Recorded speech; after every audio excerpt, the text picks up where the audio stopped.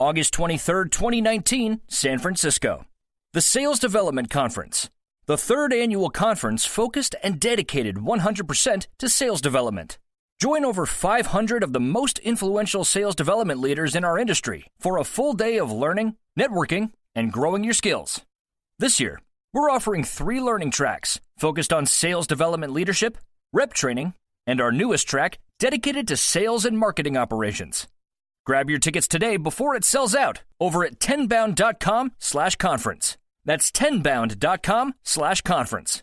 See you August 23rd. Hello, everybody. Welcome to a very special edition of the Sales Development Podcast.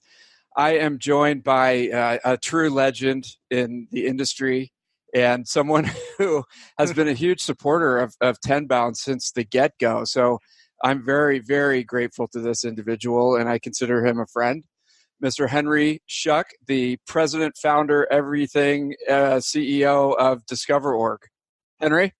Thanks, David. I wish all my friends were as nice about me as you are. The omnipotent God of Discover.org. No, what is your official title? All joking aside. I am founder and CEO. Okay, excellent. And if people are not living in the sales development world or for some reason been living under a rock, tell us about your experience with starting the company and what Discover.org's doing. Yeah, really at a high level, what we offer is the data that sales, marketing, and recruiting teams need to be successful. And that's data that they need to go to market, whether it's firmographic data on companies they should be targeting, whether it's technographic data that helps in their targeting, contact data that allows them to reach out to the right people, intent data that should be driving who they're reaching out to and when, projects and initiatives that are happening at their target companies. It's just the box around the type of data we provide is data that arms sales, marketers, recruiters in a way that they have historically not been able to be armed, and it allows them to go to market in an effective and efficient way and use data to drive their go-to-market tactics. And I founded the company with a friend of mine in 2007, and originally the idea was provide really, really high-quality data on information technology decision makers at large companies.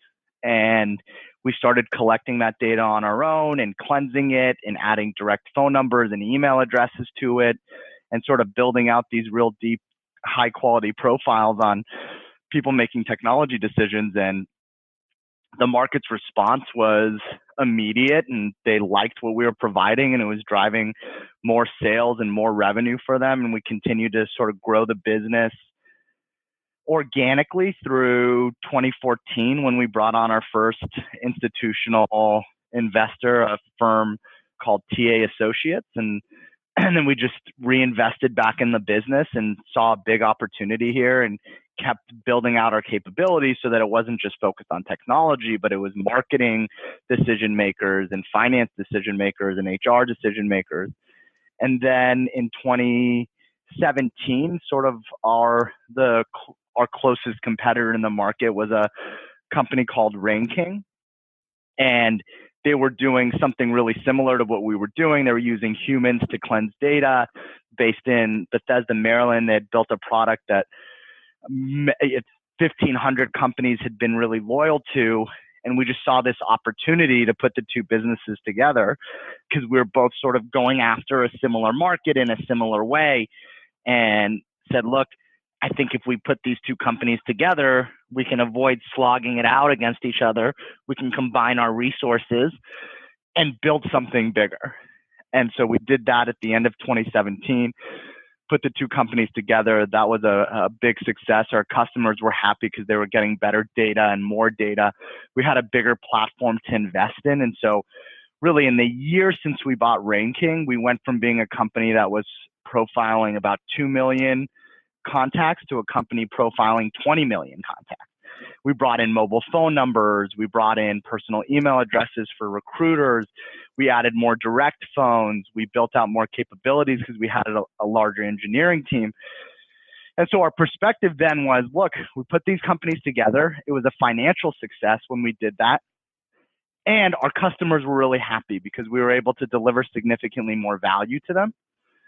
And so we have these two companies, and now we're sort of building something much bigger. And Zoominfo had always been a company that we had a lot of respect for, and it was, it's growing 80% a year, really on a tear. And we said, look, is there an opportunity again to sort of run the same play we ran at Ranking, where we can bring these two companies together and go after something much bigger? And I think at Ranking, the financial piece of it was a little bit clearer, because you saw there were sort of like, we were both doing exactly the same thing in exactly the same way. And so you could sort of combine the companies and have some real synergies. With Zoominfo, this became much more of a growth story for us, where we said, if you can combine these companies and you could bring sort of one of the things that's hidden below the surface of Discover.org is this really effective and efficient sales engine. So we said, could we bring sort of that sales engine and bring it to bear at Zoominfo, combine the companies, and grow even faster than either of us could do separately? And then can we do it in a way that brings together their sort of best of breed data quantity with our best of breed data quality? Can we bring those two things together to, again, deliver significantly more value for our clients? And I think we're doing just that. In the first few weeks of integrating the companies, you really see sort of all of those things coming together. Like, we have spent 12 years just thinking about data quality, and they have spent 20 years thinking about data acquisition and data quantity. And so we come in and are able to say, like, first of all, from our perspective, holy moly, like, this is how you gather a lot of data. There are all these methodologies and systems they've built to figure out revenue numbers and employee numbers and pull together technographic information and get contact and company information. And then on our end, we've built all of these tools and systems and processes to take large amounts of information and then cleanse them and then sort of end up with a product that's really high quality. And so we're really excited about putting those two things together and continuing to deliver more value for our clients. Amazing. Okay, so I got a bunch of questions. And so it's interesting because I always look at data. Data is like the lifeblood for sales development, especially. And, I try to think back, what did we do before we had Discover.org? I was introduced to Discover.org when I was at OpenDNS, which eventually became Cisco. And they had it in there. And I was absolutely blown away because we had been dealing with such crappy data for so many years before that. So it's like, man, this is multitudes improvement. And I always think of it as like, you start with data as like a dirty glass of water, and it becomes more and more refined and more drinkable as you cleanse it down. So now with the Zoominfo acquisition, it's like you've got a ton more water that you can start to filter down to make it usable. Totally. You have a pitcher. You got right. Exactly. And one quick funny story. The first time I ever kind of met you, I guess, was when I was at OpenDNS. They did cybersecurity at the DNS level. And I read somewhere that you guys had been involved in like a DNS attack. And so I got your info from Discover.org and emailed you, and you replied. I'll never forget. You replied. You're like, "Hey, that's really interesting." And right. I mean, that is right time, right place, right message. Exactly. Right. Yeah. That's the dream right there. I remember I was at a gas station and I emailed you, and you almost immediately replied. You're like, "Yeah, dude, we do need to talk to you." That's great. The other quick story is when we put on the first sales development conference, you were like the first person that I called to speak, and you agreed to do it. And I had no idea in the background, you not only, I don't know if you had a new baby at that time or it was somewhere in that process, but you also were putting together the Rain King deal. And you came down and you actually spoke, you knocked it out of the park. It's like the #1 YouTube video, I think, right now on the Tenbound site. And you were in the middle of that. You were a huge supporter. So thank you for doing that. My pleasure. Yeah, I think we closed the Ranking acquisition like on on a Wednesday and I was there on like a Friday or something like that. You're like, Delaney, I'm gonna kill you, man. But I thought about canceling, Dave. I'm not going to lie, but I was like, no, I can't do that. I can't just bail out of this thing. So I flew across the country cool. for it. Much appreciate it. So let me ask you this. So going back to all these acquisitions that you've been doing, what are some of the challenges in, on the top of your mind that kind of you go through as you're trying to absorb all these companies, because you've got different people, different processes, different, headaches that you're bringing in. What are some of the things that stick out for you? Yeah, I mean, it sort of depends. And here's what it depends on. Sometimes you have the better process. You have the better system. You have the better technology. You're sort of just more evolved in certain areas. And so in those areas, it's really easy to come in and go like, hey guys, we're like 4 years ahead of where you are today. And that's okay. Like, you're going to get there over 4 years. Like, you're going to figure it out. But there's no sense in like continuing to do it the way you did it and the way we did it 4 years ago. Let's just bring in this system and all of our learnings to make like all of this more effective and all of this more efficient. That's really easy. And then you have places where like the acquired company does things better than you. And so then it's like, there's like a reverse look, right? You're looking back at yourself and going like, oh, look, like they do engineering in a much more organized, effective way. There are learnings for us here. And we can't just come in as like the big acquirer, go into a business and go like, do everything our way. That doesn't work. It's like, let's figure out what the things you're doing that are better than the things that we're doing, and let us like start doing it that way. And then the things that we're doing that are better than what you're doing, let's bring those here too. And unless you can get that sort of like symbiosis, it's just, you'll never get an acquisition right. Yeah, because you'll never get as much value as you could. Right. You want to keep the good stuff. Maybe can potentially use your processes when it's better. One company I just thought of this is that does this really well is Cisco. Cisco just seems to they're almost like a holding company for all these other companies. So when you do this, do you keep the company separate as its own freestanding company, or do you bring it into the Discover.org brand and everything? It depends. So like we made an acquisition.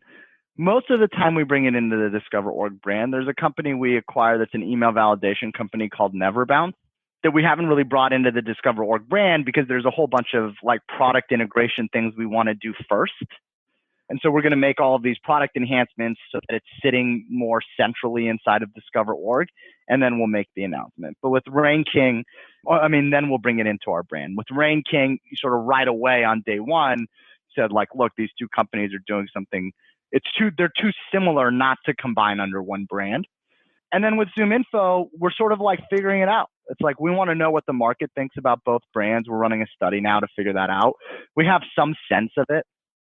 And that's sort of coming back in the initial sort of studies, which is like, hey, we really love the breadth of contact information that we get from Zoominfo, but we really love the higher quality information on Discover.org and what you surround the contact information with, technographics, projects and initiatives and scoops and intent data. And so like sort of what we thought going into this is being proven out through the surveys and what we're hearing from our customers, which is great. And you sort of go into all of these things with a bunch of ideas of what you're going to change and how the customers are going to think about it. And so once you get in, you start sort of affirming those thoughts or realizing you were wrong about sort of some things. I will say like one of the difficult things is just putting people together, right? Like, right. On a Friday, we're a 500 person company, and on a Monday, we're a 1,050 person company. And you have two companies that sort of are doing something similar in really different ways. And so the first couple of weeks, you're trying to like learn as much as you can about what they're doing, and then get the people to start working together and making sure like everybody sort of rallied around this vision and everybody wants the best thing for the company, and gaining trust and credibility with people. Like all of that's like pretty hard. all of that's pretty hard. So the human aspect of an acquisition is probably the most complicated.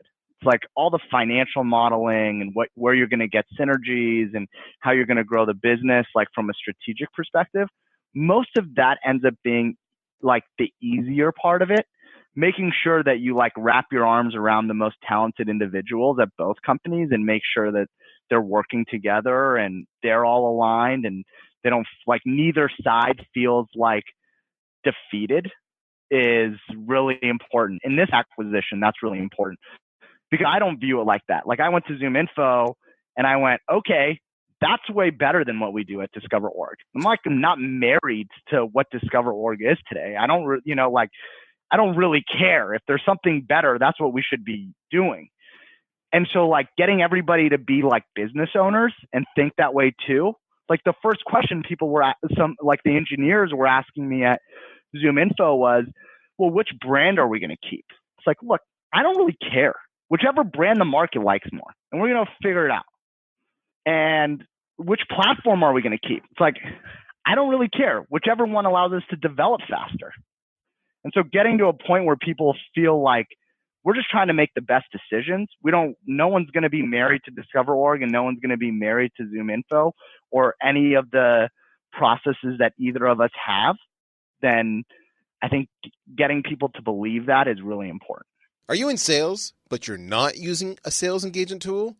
Then you're probably losing out on revenue because you are not engaging with prospects at the right time, with the right cadence, and with enough persistency. You need VanillaSoft. Start your free trial today. Go to vanillasoft.com. And so you're trying to communicate that. Again, it brings me back to Cisco, how Cisco's model is, from what I've heard, that they'll buy a company and they'll basically leave it alone for like a year. Like they'll just and I think what they're doing is basically what you're talking about. They're going in and they're really analyzing it from those perspectives to see what are the best processes, people, technology, what can we, and then what do we have on the back end that we can support. So all of a sudden a year later, like the whole HR department will be gone or something like that, like because they have that already, right? And stuff like that. Not to diss on any HR people, but that's just the first thing that's popped into my head. And the other thing to think about there one of the beauties of not doing anything for a year, by the way, and I don't have the luxury of that, unfortunately, because in the first year, I have a whole bunch of stuff that we have to accomplish to make this a good investment, but I totally get it. It's like if you have the ability to not touch anything for a year and just use that year to get to know the people and get them to trust you and get them to feel comfortable that you're not taking like their snacks away or their benefits aren't going to get worse, like all of that stuff to not have to deal with for a year is totally that's totally what you want. That's a luxury. And it sounds like you're going to get there. Cause there's so much, like if you look at, we do a market map at Tenbound, right? And there's like, we're on V3 now and there's like hundreds of companies that are in the data and data enrichment space and all these things just focused on sales development. So it's not even all the other stuff that goes along with sales. This is just sales development. So there's so many different, companies out there doing data and things like that. Like where do you see this going? I know you're trying to digest all these things that you're just doing, but where do you see this going over the next 5 years as there's so many competitors and people doing like very specific different things in your space?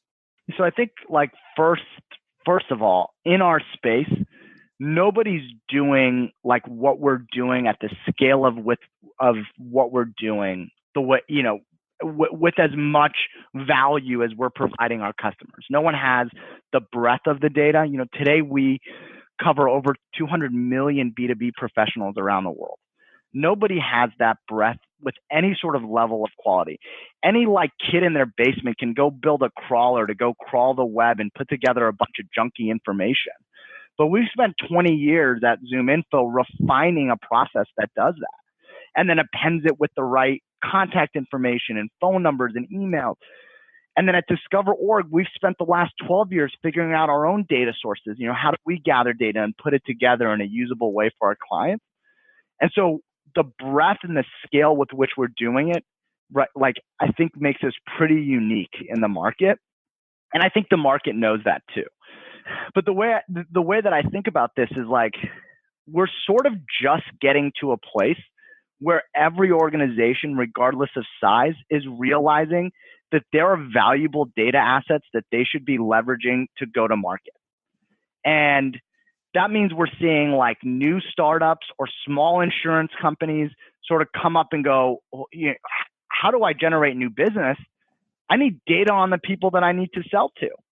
And then once I have that, I need to like really understand who my customers are so that I can go look for lookalikes of those customers. And then every time I have like a new marketing idea or a new campaign, or I want to talk to a new audience, 4 clicks away is the entire grouping of those people. Whether I want to look for Salesforce companies or companies that use Salesforce and Marketo who got $10 million of funding within the last year, who are based in the Southeast, who are B2B sales intelligence companies. Like that's a pretty unique target, but you can find it, couple clicks. And so being able to custom build any universe that you want and then drive your sales and marketing practices based on that, I think every company is realizing that's the way we have to do business. And a lot of companies have realized that over the last 10 years, but you sort of feel like you're at a tipping point where everybody is like, and actually LinkedIn has helped a lot here, right? Because LinkedIn has publicly displayed information on every company and every sort of professional across the world. And so people are seeing that and going like, okay, but how do I get this into my systems? How do I run a campaign on this? How do I call this guy? How do I build a campaign around more people who look like this, get it into my Salesforce system, get it into Outreach, get it into SalesLoft? And you can't, because LinkedIn at its core is a social network that's designed to get people to collaborate in the platform. Yet everybody who's listening to this podcast doesn't go to market on LinkedIn. They go to market on Outreach and SalesLoft. They go to market in Marketo and Eloqua and Acton. They don't go to market on a closed platform. They're doing business outside of that. And I think what they're realizing is like they see all of this data and then they go, well, how do I make it actionable? How do I take the filters and make that actionable for my sales team and my marketing team? What do I do with it? And we give companies the ability to do something with data on companies and professionals, and we give them the ability to apply filters that they never thought were possible, and then we layer in all of this intelligence and intent data that we pull together. And I think that's the real power of what we're able to do. Okay. And then there's been a couple of blogs and stuff that have come out after you've been gobbling up these companies. And one of the things in one of these, it says, what's your argument that there's a ton of data out there? Like you said, any kid in the garage could create this scraper and create data. So people have tons of data already. But where you guys are lacking still is with sorting out and cleansing their existing data that they have in their system. Is that something that concerns you? Well, no, because we don't lack there. The key facet of what DiscoverOrg does, and really what Zoominfo is doing too, is the ability to cleanse customer CRM systems. And in DiscoverOrg, we've had an auto refresh functionality on data in Salesforce for the last 6 years. So if you're a DiscoverOrg customer and you plug in DiscoverOrg into your Salesforce system, every evening we're going to cleanse the contacts in your system. We're going to run them through DiscoverOrg's database. We're going to append in if somebody's title changed. We're going to mark it if the person recently left their position. We're going to update your firmographics so that if a company gets, increases revenue 100% and falls into a new category in your targeting, that you're getting that information. We're going to append industry and keywords and technographics, and then we're going to constantly keep that cleansed. That is a huge part of our business. Like the whole idea of data is the minute I put it in, it begins getting stale. And so if you've read any of DiscoverOrg's collateral, we touch every single piece of our data every 90 days. And then we're running your data through that cleansing mechanism as often as you want, daily, weekly, monthly, whenever you want, we run it through. Software's built for that. We have software built for that. Zoominfo has a product called Enrich that does the same thing. It enriches data on its way in, and then it keeps it cleansed in real time. So you can And use so- it for your own existing. Now, the other argument here that I'm seeing is that the value of the Zoominfo database was mostly the direct dials that they keep really clean, right? So you get that in. But will you guys, as you get bigger, be able to pivot to different things, because maybe that doesn't have as much value in the next couple of years because nobody is making phone calls and things like that? Like, yeah. So first, there's a lot to unpack there. okay. So number one, like, people have been saying that no one's going to make phone calls anymore for the last, 25 years. The phone is going to be obsolete. The phone is going to be obsolete. The phone is going to be obsolete. It's just not really happening. In fact, it's like, if Dave, we were having this conversation 10 years ago, what you would be telling me is, well, Henry, hasn't the whole shift moved to inbound? I mean, just listen to what HubSpot is telling us. Remember, 10 years ago. So we're in 2009. Isn't HubSpot, with their inbound conference and all the inbound, isn't it all about inbound now? Like, cold calling and outreach and outbound, isn't that going away? And people just like bought this. They're like, oh yeah, we don't do outbound because we're just all focused on inbound. Like, it just didn't make any sense to me then. And I was like, I'm just going to, stay focused on what we're doing at Discover.org, because inbound is not going to be the end all be all. And we're 10 years later, and what's happened in the last 10 years? Outbound has become a major driving force to the way companies go to market. Like, every new company is trying to figure out how to go outbound. And how do you go outbound? You do it by email, you do it by phone, maybe you do it through social. But the idea that the phone's going away, I think, is a fallacy. First, there's going to be some that shift to mobile phones for sure. And we provide our customers over 30 million mobile phone numbers, because we see that that's a trend. It's going to continue, and customers will respond over their mobile phone. They use their mobile phone for business and personal uses. Recruiters only want to call people's mobile phones. They don't want to call their office lines. And so, like, yeah, we get it. Phone's going to maybe deteriorate a little bit, but it's not going to go away. And neither is email. People, look, Dave, you wrote me an email when you were at Open DNS, and it's right message, right time, right person, right contact information, and people respond. And so I do think we have the best direct dial phone numbers.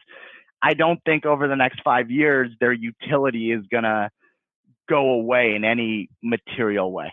And I think I think the implication here in this one is that 10 years ago, the big dinosaur data companies, they were so big they no longer replied to the needs of the marketplace. Like, they were these lumbering dinosaurs, and then you came along and whacked them, and now you're starting to gobble up, and you're becoming one of these big things, and there's a concern that you won't be able to pivot to, like, whatever the next contact thing is. And your response is like, that's BS.